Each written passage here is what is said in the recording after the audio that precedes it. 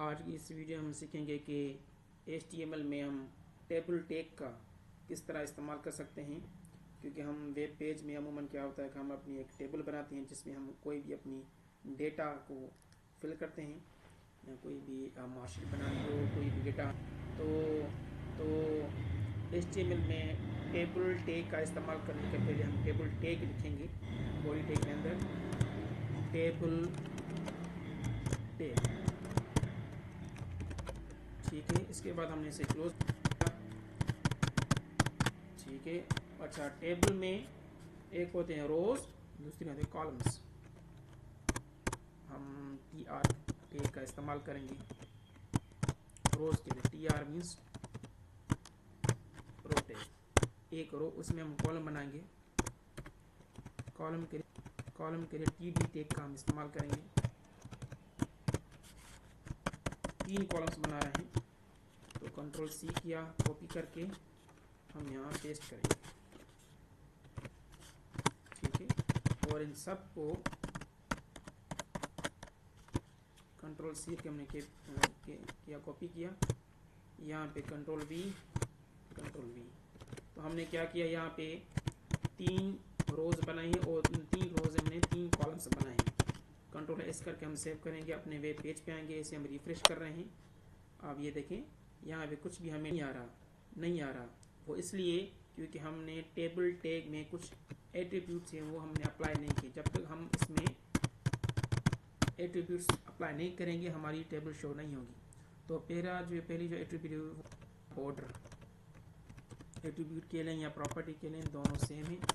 हम बॉर्डर 1 दे दिया हमने। इसके बाद इसकी विड्थ हमने रख दी 30%। अच्छा, परसेंट नहीं रखें, पिक्सल में 300 पिक्सल। अगर आप 300 px पिक्सल लिखें फिर भी ठीक है, अगर आप सिर्फ 300 लिखें फिर भी ठीक है, आपका HTML5 इसे कंसीडर कर लेगा। तो Ctrl+S करके हमने सेव किया, अपने वेब पेज पे आ गए। इसे हमने रिफ्रेश सकते हैं तो आप देख सकते हैं ये हमारी टेबल शो हो रही है। ठीक है, ये 3 रोज हैं और 3 कॉलम्स हैं, पर क्योंकि हमने इसमें कोई टेक्स्ट नहीं लिखी हो इस वजह से हमें ये क्लियर अब नहीं आ रहा। अब हम इसमें डेटा पुट कर रहे हैं। अच्छा, डेटा पुट हमेशा होती है TD टैग में, कॉलम्स में लिख रहे हैं हम। यहाँ लिखते हैं फ्रूट्स के नाम, एप्पल, बनाना, ग्रेप्स। और हम यहाँ पे लिख रहे हैं वेजिटेबल्स के नाम, ब्रिंजल, पोटैटो, टोमेटो। और हम यहाँ पे लिखेंगे कुछ और चीज़ों के हम नाम लिख देते हैं, जैसे कि लैपटॉप, PC यानी पर्सनल कंप्यूटर, स्मार्टफोन। Ctrl+S करके हमने इसे सेव किया, अपने वेब पेज पे आए गए। अभी हम इसे रिफ्रेश कर रहे हैं। आप देख सकते हैं जो भी हमने लिखा था अपने टेबल में वो शो हो रहा है। अब यहाँ देखें ये हैं 3 रोज, एक रो ये, दूसरी रो ये, तीसरी रो ये, और हर एक रो हमें 3 कॉलम्स हैं। एप्पल का अलग कॉलम है, बनाना का अलग कॉलम है, ग्रेप्स का अलग कॉलम है।